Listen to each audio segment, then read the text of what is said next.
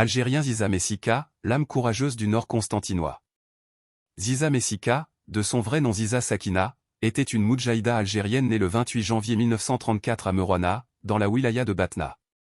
Brillante élève, elle obtint son baccalauréat en 1953 et partit en France pour poursuivre des études universitaires à Montpellier. Mais très vite, la voie de la Révolution l'appela. En 1955, elle rentra en Algérie et, après la grève historique des étudiants de 1956, elle fit un choix décisif, rejoindre les rangs de la Révolution dans la wilaya historique de, au nord constantinois, une région connue pour sa résistance farouche à l'occupant français. Aux côtés de ses camarades Meriem Bouatoura et Leila Bouchaoui, elle rejoignit le maquis et s'enrôla comme infirmière dans la zone 3 de Kolo, sous les ordres de Hamar Baziz.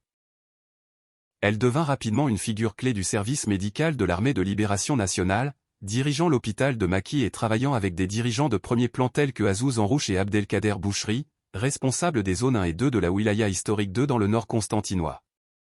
Le 29 août 1959, alors que l'aviation française bombardait la région de Kenak Mayoun, Kolo-Baskikda, Ziza choisit de se sacrifier pour détourner l'attention de l'ennemi et protéger ses camarades blessés. Elle tomba au champ d'honneur, touchée à la tête, à l'âge de 25 ans.